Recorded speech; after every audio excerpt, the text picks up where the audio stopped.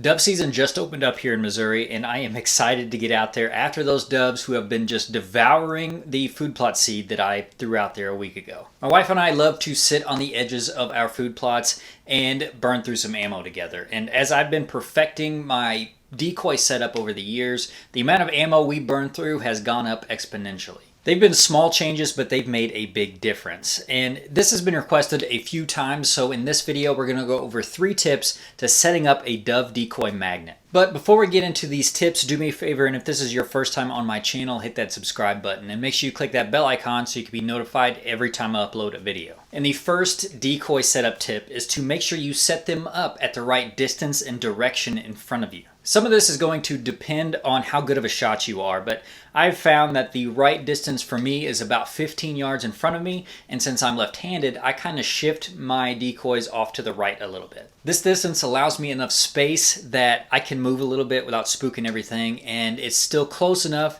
that I don't have to be a world-class shot to hit most of what I shoot at.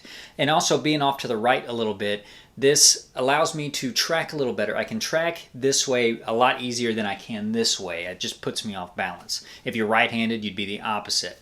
And that also depends on if you're hunting with somebody. If you've got your spouse or your buddy with you, you don't want to track over into their space because, for one, that'd probably make you a hog. You're just trying to take every dove that's probably moving over into your buddy or your spouse's space, but it's also pretty dangerous. And another reason I like this distance is that it puts the doves, when I'm aiming at them, my barrel's about 45 degrees up in the air.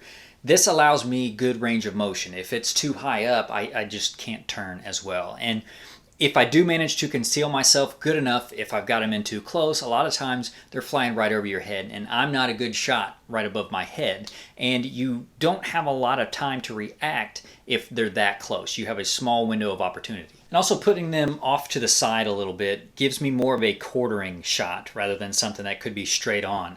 This just gives me a little more of a high percentage shot. And the second dove decoy tip is to incorporate both motion and stationary decoys together. I used to only use 2 of those Mojo Voodoo decoys in my setups. That motion has always worked pretty well for me. But a couple years ago, I was out on some public ground, and a little ways down that cut field, there was another hunter that had both motion and then some of those stationary decoys kind of placed on the ground around it. He or she seemed to have 3 doves coming into their setup to my 1.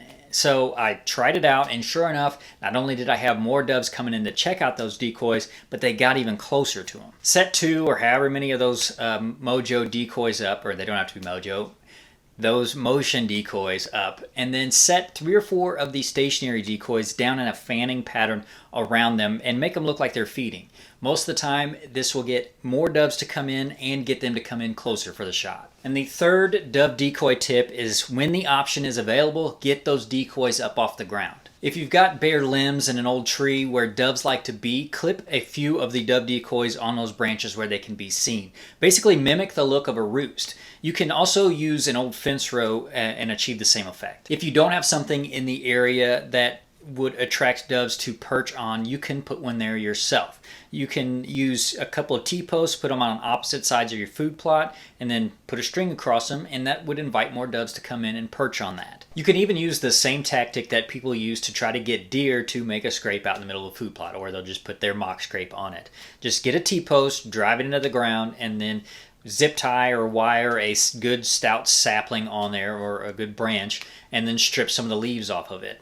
Not only will you have a good perch for dove to fly in and try to sit on, but then you'll have your little mock scrape area for deer season. And I just thought of this as I was filming, but there's a little bonus tip, a bonus decoy tip for you, that for those of you who hunt on public ground, if there's a lot of other hunters around and they've all got their decoys out, you probably should just leave yours in the bag. There's no need to compete with everybody around you. If they're pretty close to you and they got their decoys out, just sit there in between them and then catch the doves that are flying from one to the other. So that was 3 dove decoy setup tips. If you have any more tips you'd like to share, you got some little tricks that help you attract more doves to your setups, leave those down in the comments below.